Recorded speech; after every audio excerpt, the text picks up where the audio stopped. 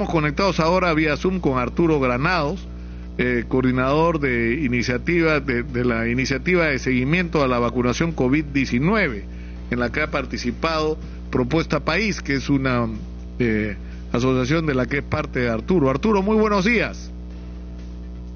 Muy buenos días, Nicolás. Muchas gracias por la invitación y un gusto de verte después de algunos meses.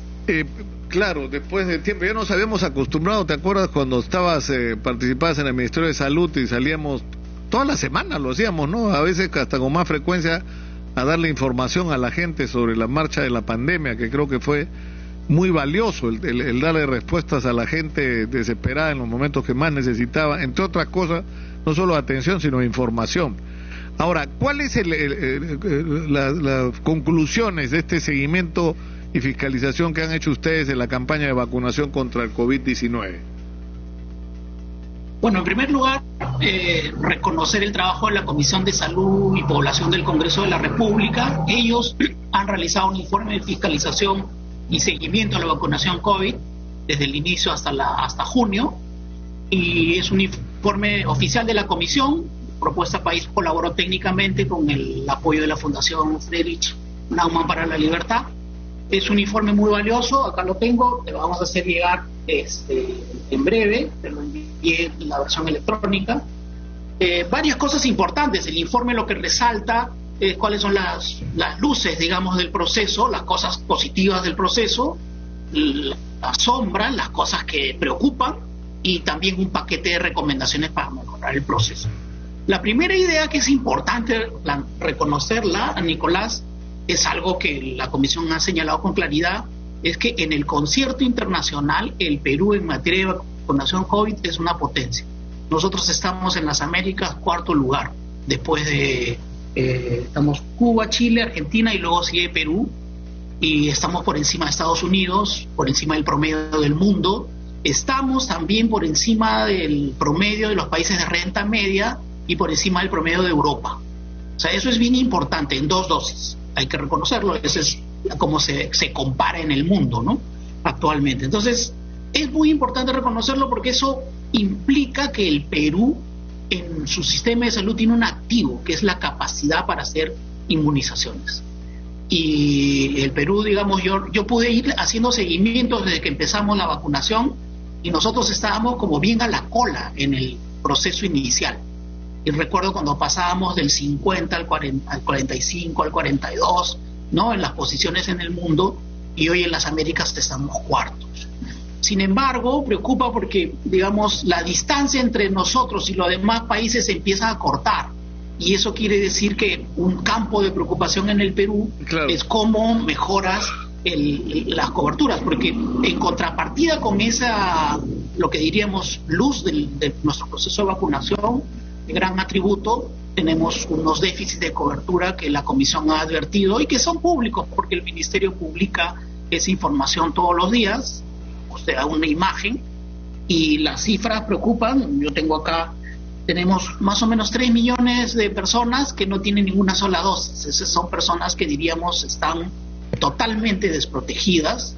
Es una cifra que no se mueve en los últimos meses, o sea, no logramos vulnerar ese 10% que no está protegido en absoluto, está desprotegido absolutamente, ¿no? Entonces, eso es preocupante. Después hay un grupo que la Comisión lo califica como desprotegidos, es decir, aquellos que tienen una sola dosis. Entonces, tenemos como 4.800.000 personas que solo tienen una dosis. Entonces, eso preocupa porque es una cifra de rezago importante, 14.7 más o menos, y después insuficientemente protegidos, que son los que tienen menos de 3.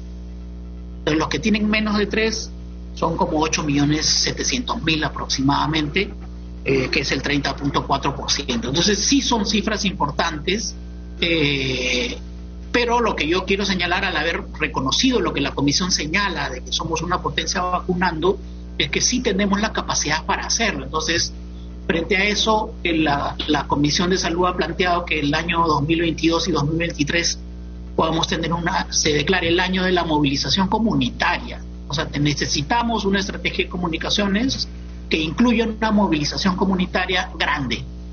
El ministerio y los gobiernos regionales hacen trabajo comunitario y el gobierno ha hecho en distintas etapas esfuerzos de comunicación, pero es un problema de escala, es muy chiquito. Entonces necesitamos hacer una movilización grande. De manera similar, recordarán el año pasado se montaron los centros de vacunación, se contrató más personal, es decir, se dotó la capacidad para hacer vacunación, que se ha seguido usándose, pero ya eso fue una inversión inicial que hay que mantener, y ahora lo que necesitamos es de manera similar inyectar recursos de manera importante para esa movilización de los agentes comunitarios, de las visitas a las casas, que como repito, se hace pero muy pequeño. Necesitamos hacer una inyección de financiamiento, un shock, digamos, para lograr revertir esos niveles de desprotección que tenemos actualmente. Claro, porque lamentablemente lo que está ocurriendo es que como la variante Omicron es menos agresiva que la Delta y similares, que fueron las que más pérdidas humanas causaron,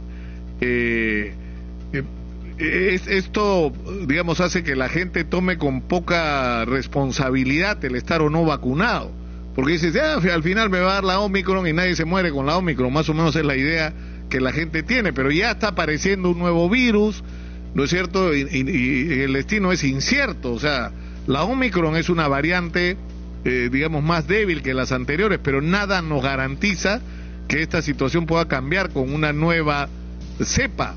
Ahora, sí, el problema es qué hacer, Arturo, o sea, cómo hacer, porque esto implicaría una movilización desde mucha información a través de los medios, por ejemplo, lo que parcialmente se está haciendo en los colegios, porque es un espacio para vacunar a los chicos, ir a los centros de trabajo, no sé, hay, como tú dices, ir a los barrios, pero eso supone medidas que ¿qué está ocurriendo con ellas? No se están tomando.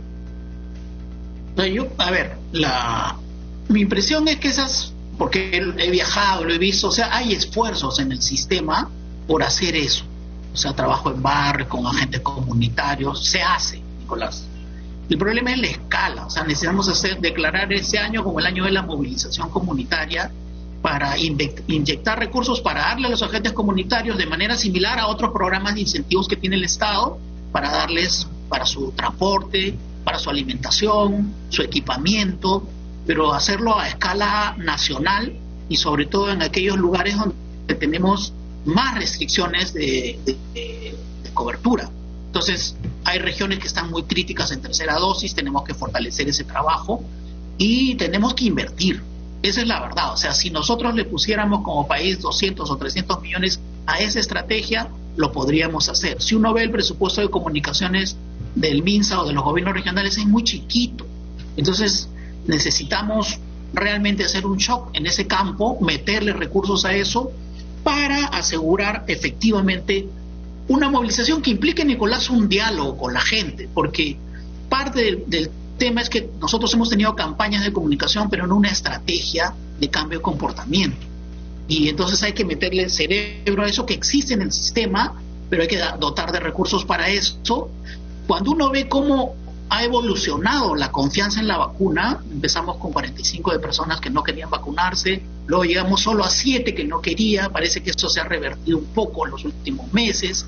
El año pasado, en estudios que ha hecho el propio ministerio, que están referidos en el informe del Congreso, mostraban que al principio la gente no iba a vacunarse porque no tenía quien lo acompañe, porque estaba lejos, porque no tenía tiempo, pero esa cifra y la desconfianza estaba casi al final. Ahora la desconfianza es una de las primeras razones de los que no quieren vacunarse para no ir.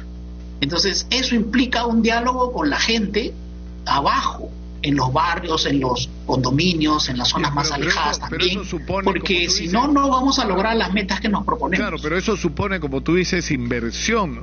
Mira, yo, si todo sale según lo planeado, debería tener una entrevista mañana con Alejandro Sacco, que sí, veo su libro ahí, que lo tienes en la mano. Tengo su libro acá en la mano, que me tiene impresionado por las cifras, y te voy a leer solo una que él toma de la Organización Panamericana de Salud, en comparación Perú con Ecuador. Dice, Ecuador invirtió 16.208 millones de dólares en infraestructura de equipamiento entre el 2007 y el 2016, es decir, a lo largo de 10 años, ¿no es cierto? Para el mismo periodo, la inversión en el Perú fue la cuarta parte, o sea, alrededor de 4.000 millones de dólares en ese mismo periodo.